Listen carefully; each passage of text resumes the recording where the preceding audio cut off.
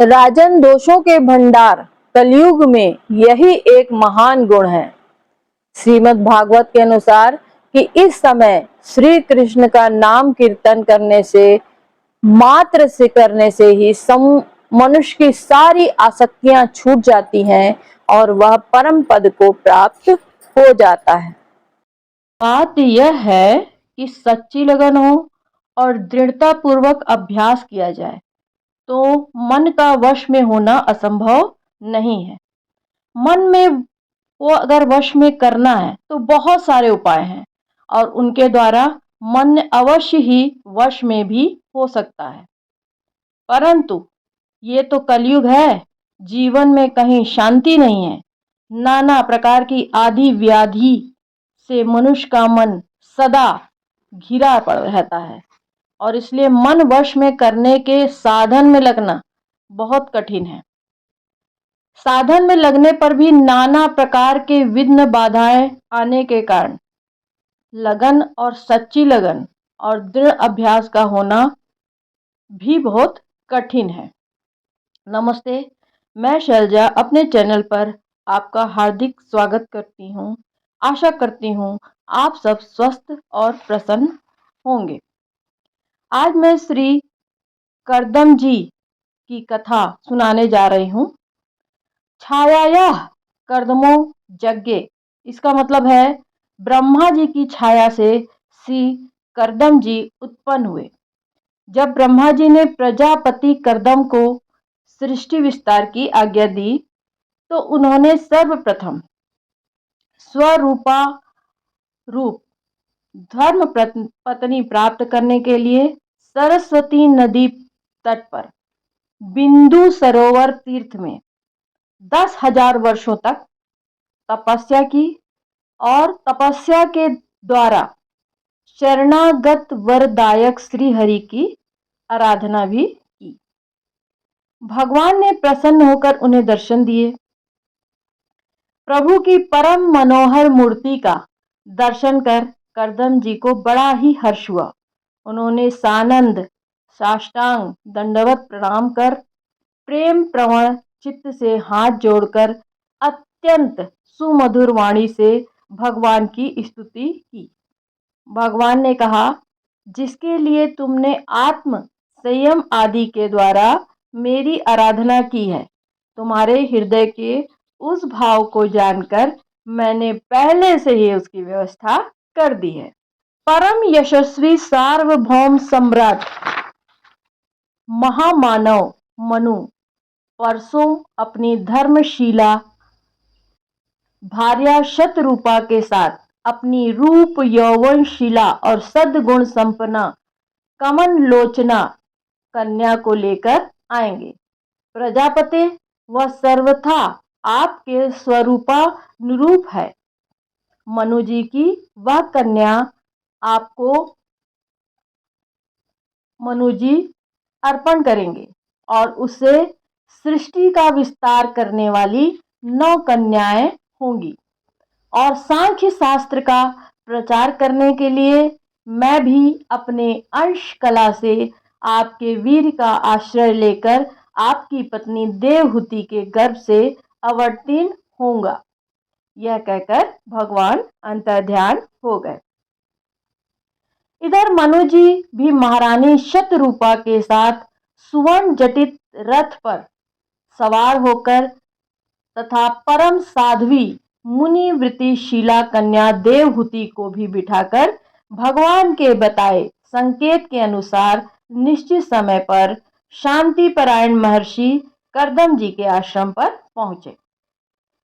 अग्निहोत्र से निवृत्त परम तेजस्वी मुनि श्रेष्ठ करदम जी को मनु जी ने प्रणाम किया।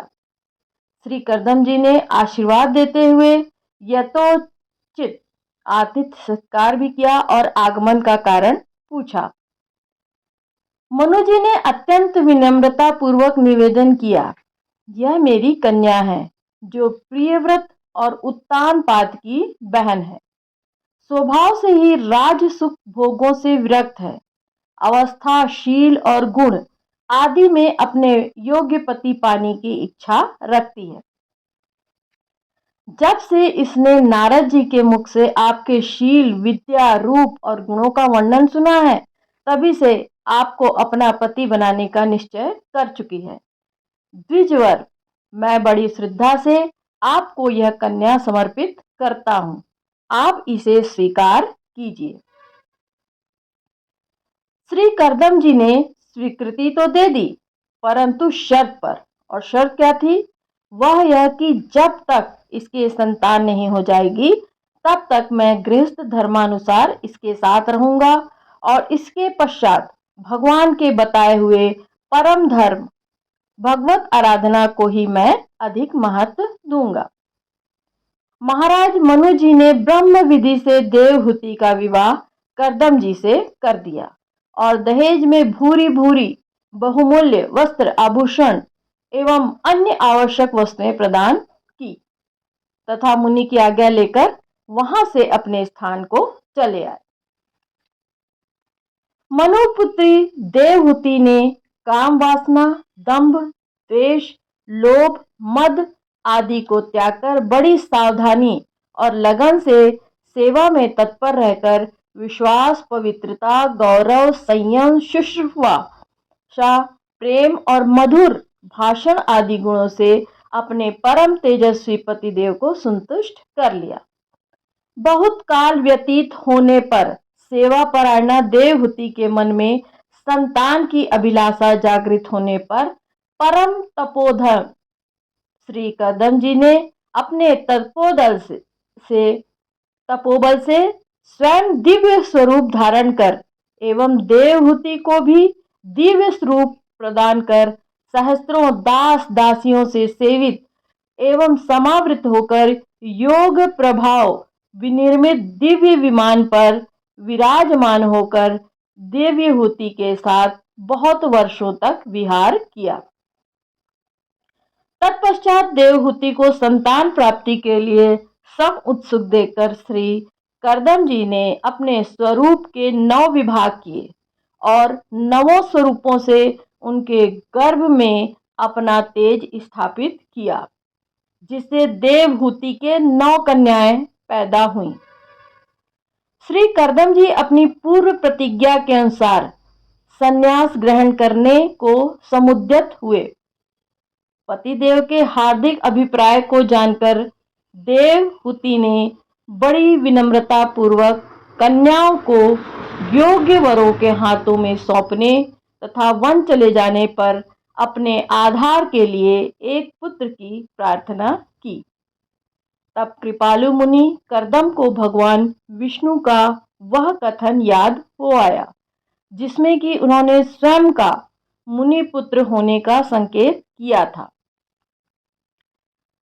श्री करदम जी ने देवहूति को आश्वासन दिया, प्रिय, अधीर न हो, तुम्हारे गर्भ में अविनाशी भगवान विष्णु शीघ्र ही पधारेंगे। अब तुम संयम, नियम, दान और तप आदि के द्वारा श्रद्धा पूर्वक भगवान का आराधन करो। पति वचन विश्ववासिनी देवहूति प्राणपण से भगवत के आराधन में लग गई। इधर करदम जी ने श्री ब्रह्मा जी के आदेशानुसार अपनी कला नामक की कन्या मरीचिकी को, अनुसैया अत्रि को, श्रद्धा अंगिरा को, हरविभु पुलत्स्य को, गति पुलह को, क्रिया कृतु को, ख्याति भृगु को, अरुंधति वशिष्ठ को और शांति अथर्वा को समर्पित कर दी। ये ऋषि लोग श्री करदम जी की आज्ञा लेकर अति आनंद पूर्वक अपनी अपनी पत्नियों के साथ अपने अपने आश्रम को चले गए। इधर परम मंगल मुहूर्त आने पर साक्षात देवाधिदेव भगवान विष्णु श्री करदम जी के वीर का आश्रय लेकर देवहूति के गर्भ से श्री कपिल रूप में प्रकट हुए। देवताओं ने दुदुम्बियां बजाई, पुष्प वृष्टि की। ब्रह्मा जी ने ऋषि दंपति के सौभाग्य की सराहना करते हुए श्री कपिल भगवान की स्तुति की। श्री करदम जी ने पुनः पूर्व प्रतिज्ञा का स्मरण कर श्री कपिल भगवान की आज्ञा लेकर उनकी परिक्रमा की और प्रसन्नता पूर्वक वन को चले गए। वहां परम भक्ति भाव के द्वारा सर्वांत अंतर्यामी सर्वज्ञ श्री वासुदेव में चित्त लगाकर उन्होंने परम पद प्राप्त कर लिया। भगवान श्री कपिल देव भी माता देवहूति को तत्व ज्ञान का उपदेश देकर गंगा सागर संगम पर जाकर भजन में प्रवृत्त हो गए। देवहूति भी भगवान के श्री चरण कमलों का अनुचिंतन करते हुए भगवत धाम को प्राप्त हुई। सतयुग में भक्ति भाव से सैकड़ों यज्ञों के द्वारा भी श्री हरि की आराधना करके मनुष्य जिस फल को पाता है वह सारा का सारा कलयुग में भगवान गोविंद का कीर्तन मात्र से ही प्राप्त कर लेता है। सतयुग में भगवान का ध्यान, त्रेता में यज्ञों द्वारा यजन और द्वापर में उनका पूजन करके मनुष्य जिस फल को प्राप्त करता है उसे वह कलयुग में केशव का कीर्तन मात्र करके प्राप्त कर लेता है। सतयुग में भगवान विष्णु का ध्यान करने वाले को, त्रेता में यज्ञों द्वारा यजन करने वाले को और द्वापर में श्री हरि की परिचर्या में तत्पर रहने वाले को जो फल मिलता है वही कलयुग में श्री हरि का कीर्तन मात्र करने से प्राप्त हो जाता है। श्री हरि का नाम ही मेरा जीवन है। कलयुग में इसके सिवा कोई दूसरी गति नहीं है और नहीं है। नरेश्वर मनुष्यों में वे ही सौभाग्यशाली तथा निश्चय ही कृतार्थ हैं जो कलयुग में हरि नाम का स्वयं स्मरण करते हैं और दूसरों को स्मरण कराते हैं।